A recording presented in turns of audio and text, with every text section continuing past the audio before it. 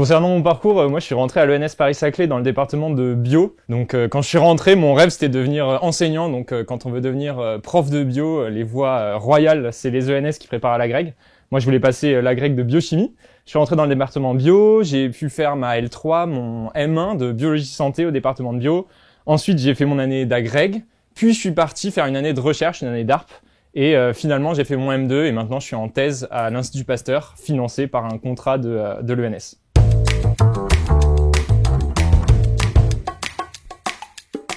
Moi, dès le départ, j'ai été convaincu que je voulais faire prof. C'est ma raison d'être ici. Et en fait, au fur et à mesure que j'ai appris à découvrir le monde de la recherche à l'ENS, je me suis dit, peut-être que prof, c'est pas la seule chose intéressante dans laquelle on peut faire des sciences.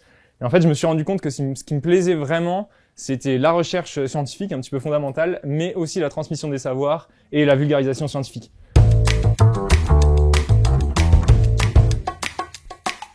Moi j'ai été très content d'avoir le prix de la transmission des savoirs parce que c'est une compétence qui est pas toujours mise en avant dans le milieu académique. Donc on a la chance d'avoir ça à l'ENS. J'ai fait plusieurs projets en fait qui m'ont amené vers la transmission des savoirs. D'abord il y avait le fait de préparer et puis de passer l'agrég, où là on est vraiment confronté à cette idée un petit peu d'avoir une approche didactique de la science et de la biologie dans mon cas. Sur mon parcours de vulgarisation scientifique, j'ai commencé donc avec ce projet en Antarctique où on a fait des interventions dans des classes et des interventions dans des muséums d'histoire naturelle, dans des musées également. Et ensuite, on a lancé une chaîne de vulgarisation scientifique avec 2 autres copains de l'ENS.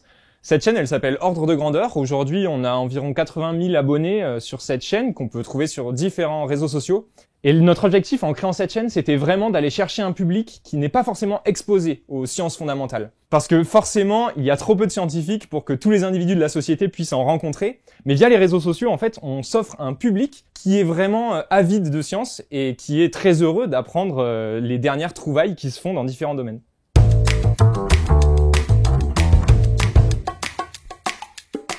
Maintenant que je suis à l'Institut Pasteur, forcément, l'aspect diffusion des savoirs, il est un petit peu plus compliqué à gérer en termes d'emploi du temps. Forcément, la thèse prend beaucoup de temps.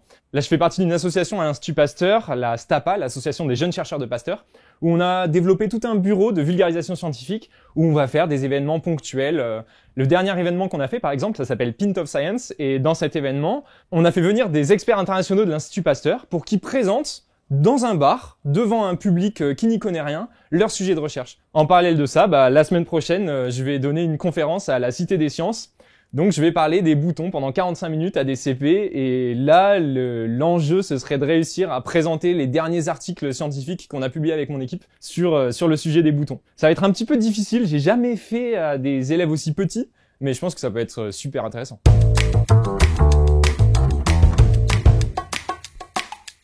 L'endroit qui pour moi a été le plus important à l'ENS Paris-Saclay, c'est sans aucune hésitation la cafette. Il y a cette espèce d'idée que on peut passer d'un moment où on rigole et on boit un coup entre potes, à un moment où on a une discussion très sérieuse sur la philosophie des sciences, puis on va partir sur des sujets de société et revenir sur de la rigolade.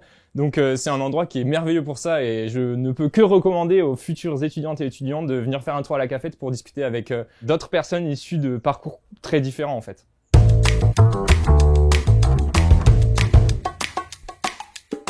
Si je devais donner un conseil à des gens qui passent des concours, à des gens qui s'intéressent à l'ENS Paris-Saclay, je leur dirais de candidater absolument sur dossier. Moi, c'est comme ça que je suis rentré à l'ENS. Et si j'avais pas candidaté sur dossier, ma vie aurait été radicalement différente.